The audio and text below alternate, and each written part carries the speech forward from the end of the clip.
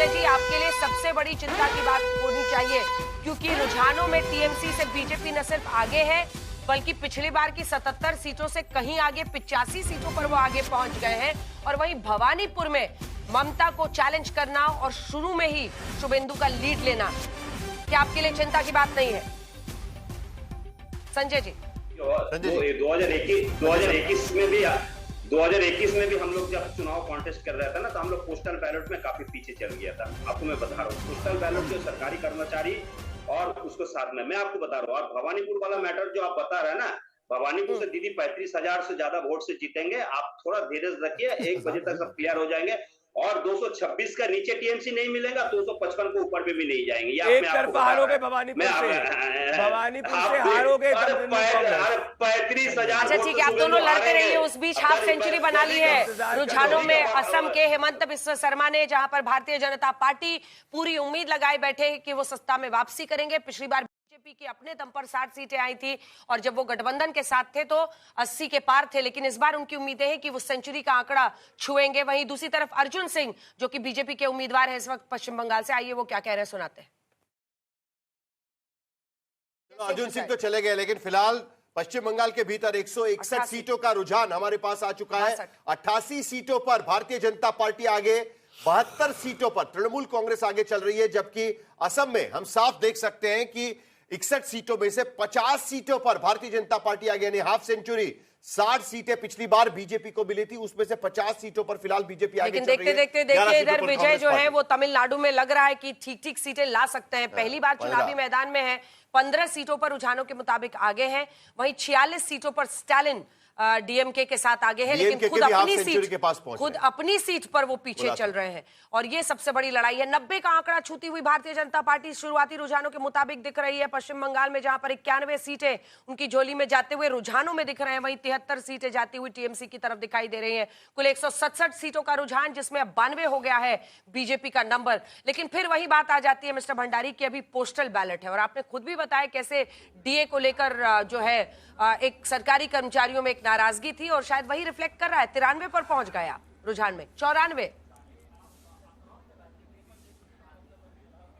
देखिए अंजना जी, ये 7th पे कमीशन जिसकी हमने बात करी थी, जो आपके इनिशियल ट्रेंड्स आप दिखा रहे हैं ग्राउंड से, ये क्लियर कंक्लूड कर सकते हैं कि वो रिफ्लेक्ट हुआ है। मैं वापस से दोहराऊंगा, तृणमूल कांग्रेस भी है, हम भी यहाँ पे हैं। हम 100% कॉन्फिडेंट कि जैसे जैसे समय गुजरेगा, जैसे और ईवीएम खुलेगा, एक तरफा वोट ये टीएमसी को हटाने के लिए होगा।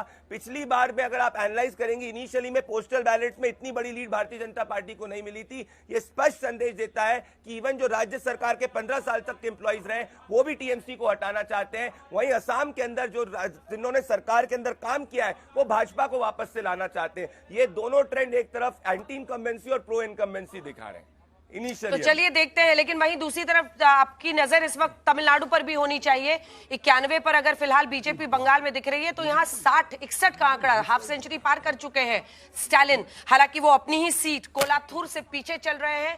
लेकिन फिलहाल आपको बता दें कि किसका होगा राज तिलक में तमिलनाडु। आइए आपको सीधे लिए चलते हैं। जितेंद्र बहादुर सिंह हमारे सहयोगी इस वक्त हमारे साथ भारतीय जनता पार्टी के हेडक्वार्टर दिल्ली से जुड़ रहे हैं। पूरी वहां पर तली जा रही थी। बंगाल में इसको लुची आलू दम कहा जाता है, तरकारी कह के खाते हैं इसको सुबह सुबह। वो बन रहा है या कुछ मिठाई उठाई भी बन रही है? रसगुल्ला लड्डू का भी स्कोप है। एक असम को लेकर तो खुशी मना ही सकते हैं, बंगाल का इंतजार करना होगा।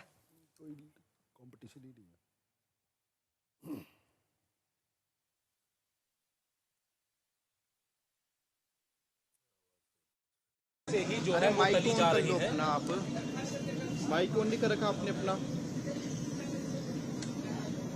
बोलिए बोलिए बोलिए बोलिए बोलिए, आवाज आ रही है उनकी। बिल्कुल बिल्कुल अंजना, यहाँ पर आप सुबह से ही देख रही हैं कि किस तरीके से तैयारी बीजेपी हेडक्वार्टर में इस वक्त की गई है। तमाम जो बीजेपी के कार्यकर्ता हैं वो तो मौजूद ही हैं, साथ ही यहाँ पर सुबह से ही पूड़ियां तली जा रही हैं। और मैंने देखा कि इसके बाहर बाउंड्री के उस पार जो है वहां पर भी बड़े स्तर पर खाने पीने का इंतजाम है। असम की अगर स्थिति देखें तो वहां की सिचुएशन काफी बेहतर बीजेपी की इस वक्त रुझानों में दिखाई पड़ रही है। उसी हिसाब से असम की चाय भी अलग अलग जगहों पर जो है बीजेपी मुख्यालय में यहाँ पर बटती हुई दिखाई पड़ रही है। सबसे खास बात यह है कि जो यहाँ पूड़ियां जो है वो सुबह से ही तली जा रही हैं और एक ये दर्शाता है कि बीजेपी ने पूरी 5 राज्यों के जो चुनाव के रिजल्ट आ रहे हैं उसको लेकर के अलग से तैयारी किया हुआ है। बीजेपी आश्वस्त है क्योंकि रुझानों में जिस तरीके के उसमें नतीजे आ रहे हैं, जो दिखाई पड़ रहा है, उससे ये साफ जाहिर हो रहा है कि बीजेपी को लगता है कि वो अलग अलग राज्यों में, चाहे वो असम हो या पश्चिम बंगाल हो, इसके अलावा जो दूसरे राज्य हैं वहां पर भी काफी बढ़त उसकी हासिल होगी।